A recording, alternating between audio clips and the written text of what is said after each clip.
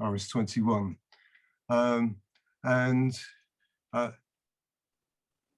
the first meeting, we were lucky enough to have Richard Smith from the United States talking to us about the way that the market has failed and continues to fail. And he elaborated on one of the books he's written called Green Capitalism, God That's Failed. And in this meeting, we're going to look at issues of working class organization.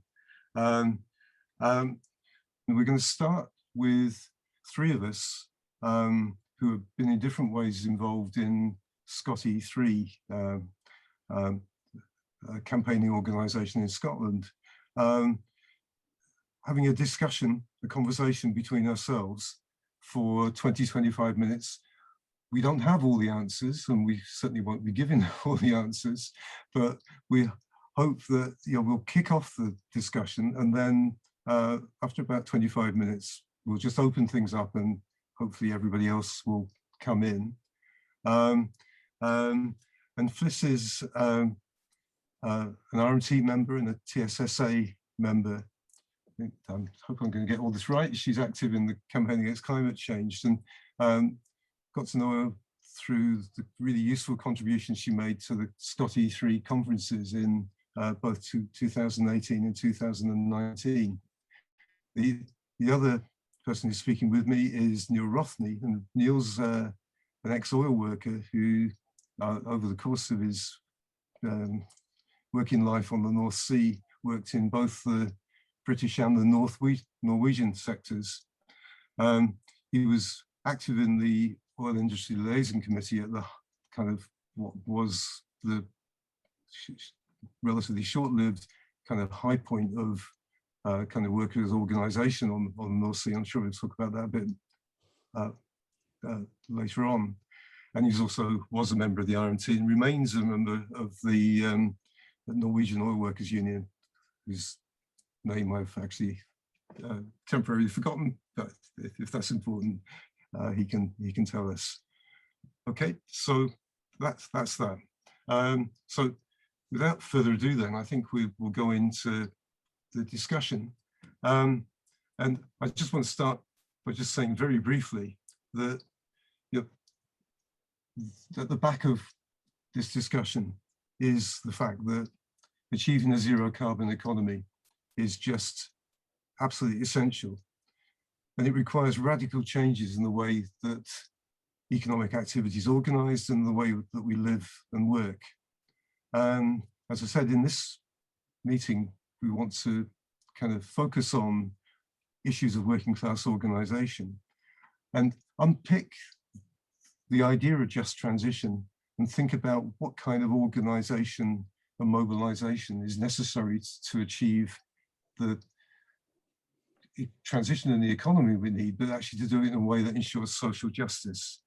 So I'm going to stop talking now and ask Fliss if she'd come in first. If Fliss, you can unmute yourself, Fliss, and say, yeah. I mean, just thinking about just transition, what does that actually mean to you, and why is it so important in the building of a mass campaign around the climate crisis? Yeah, sure. And I think just transition's a word that's bandied around a lot, and there's some resistance to, understandably, because a lot of people have no idea what it means. Some people just think it's another tool to screw over their job or something, and kind of very mistrustful. And maybe we should even change it. We should ask people what they think and maybe explain things in a different way. I don't know, but I mean, to me, it's really about how we plan and we create the jobs we need for the future for people, not profit. And that also means that you have a job and you don't leave your job until you go to a job.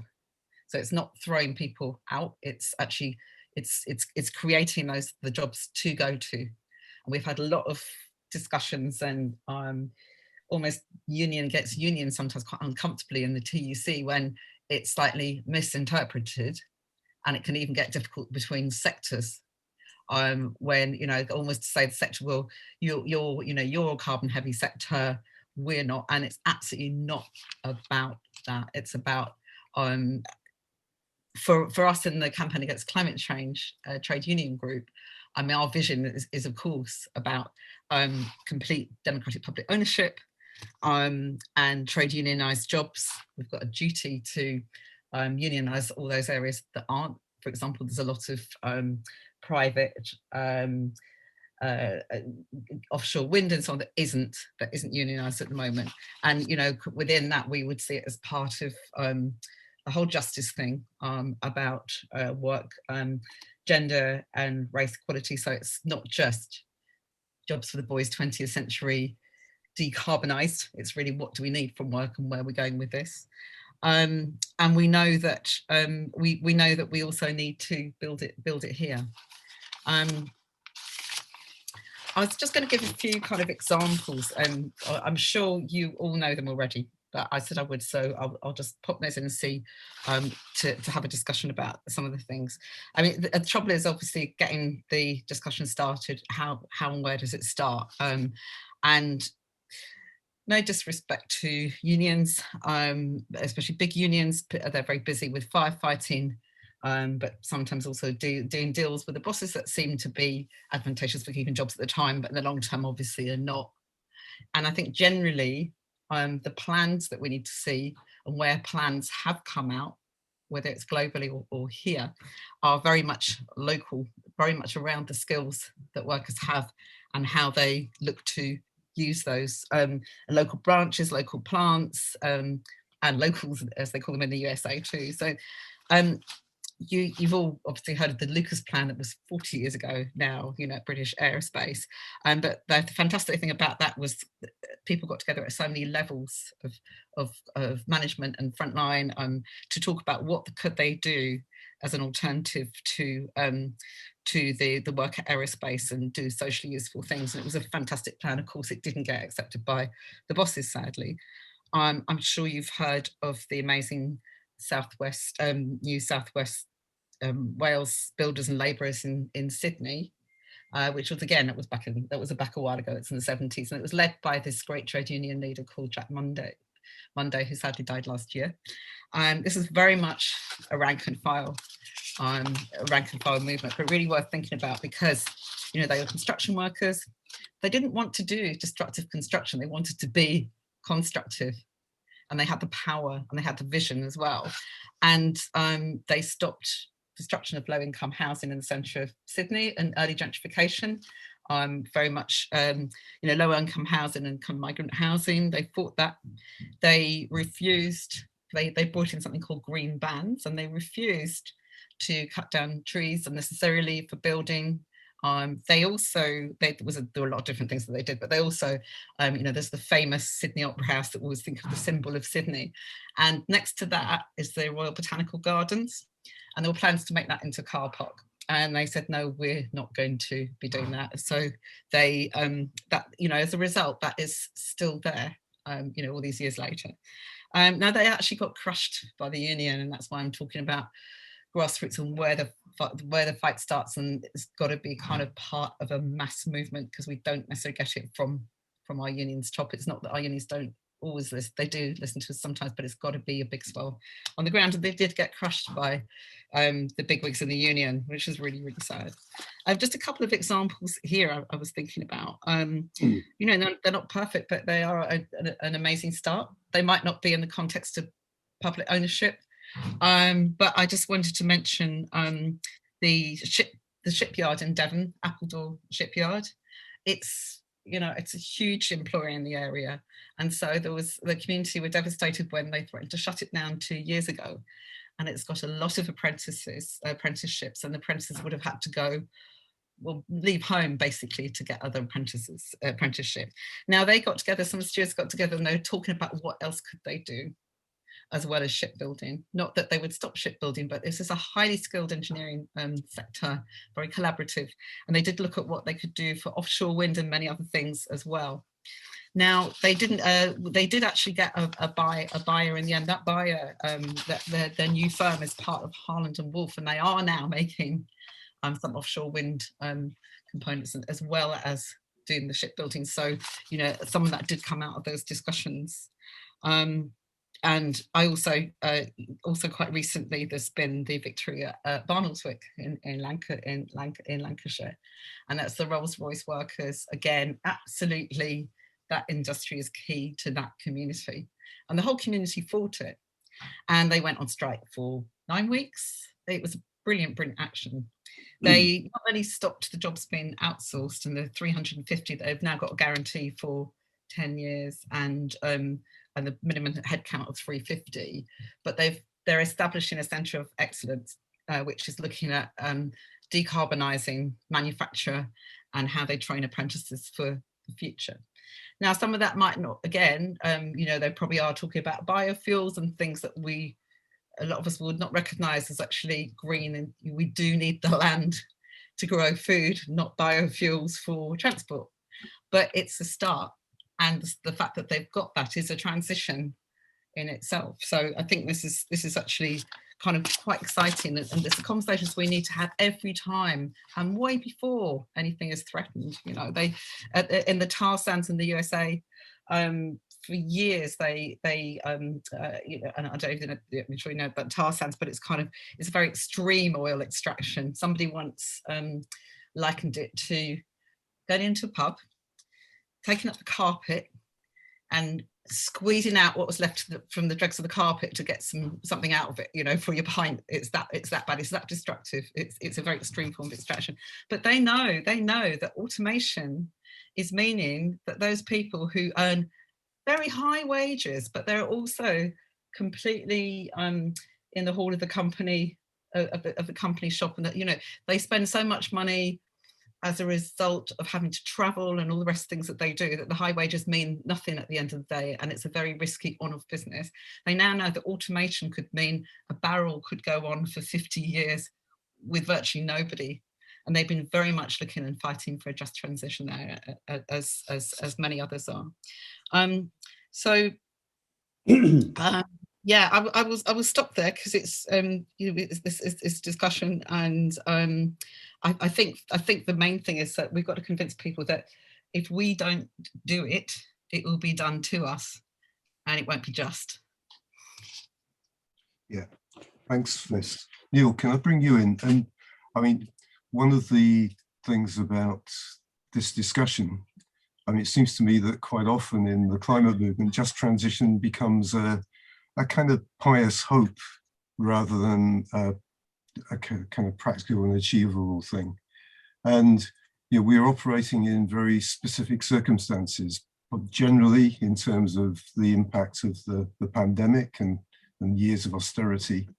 But when we look at the oil and gas sector, for example, which obviously you've been most concerned with, we're also looking at a really terrible history of lack of well, robbery by the oil companies, and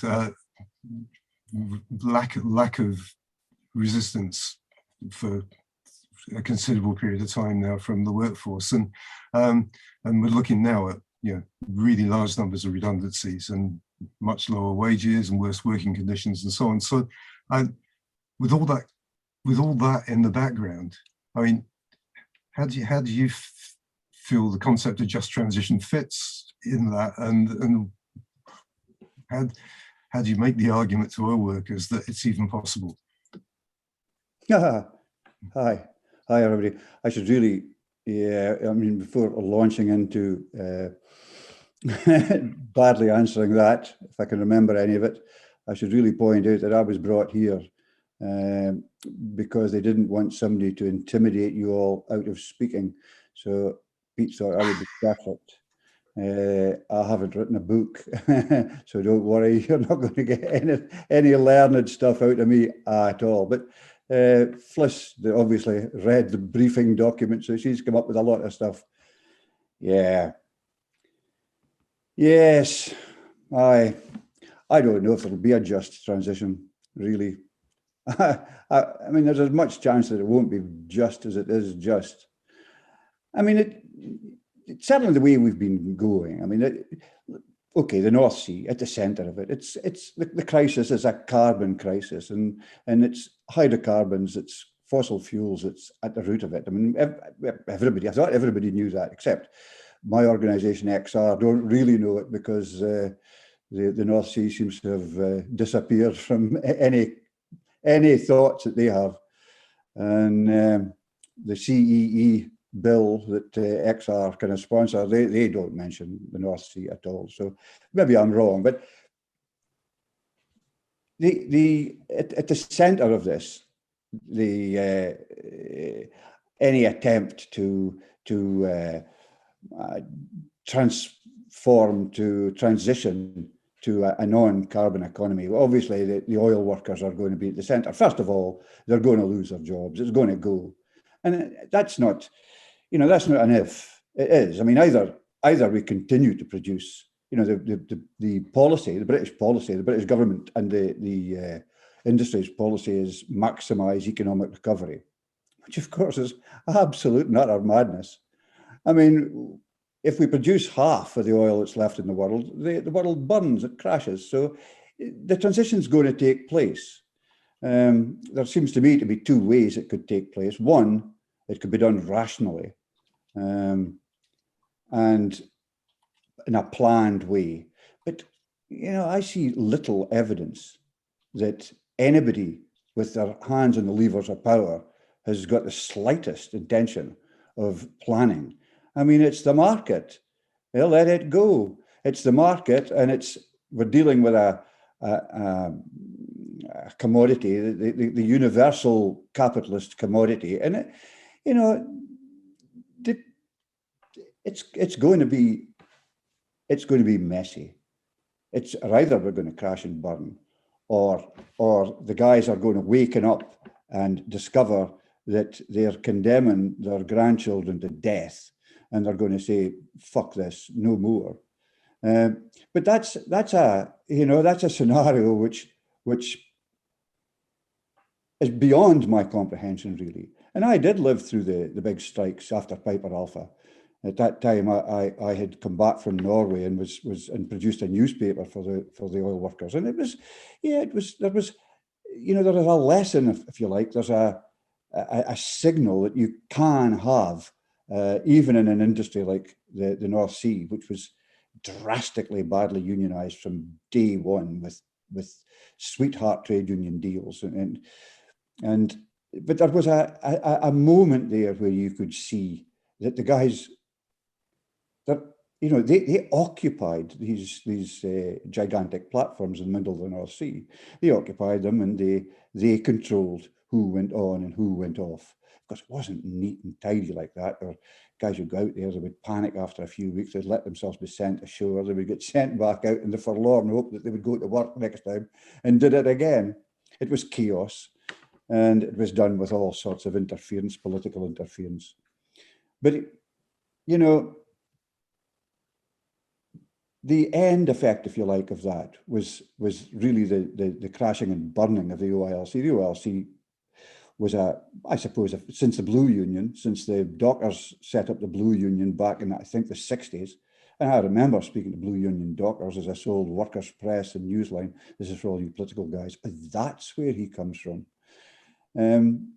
But since the Blue Union, the OILC has really been the only big independent union that's been big, but the only half-going independent union that's been started. And it was started with huge opposition from the official trade union movement.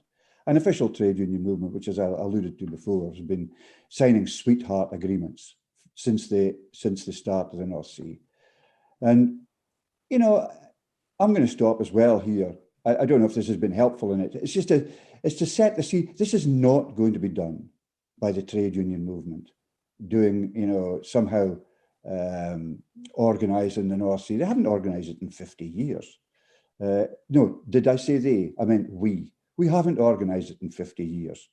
There's more chance of another major Piper Alpha-sized disaster in the North Sea than there is of a planned and just transition in an orderly way. So I think we need to be prepared for something very, very different from what any of us have conceived before. What that is, oh, way beyond my pay grade. I was brought on here specifically not to know anything, so you guys wouldn't be intimidated out of having us speaking in the discussion.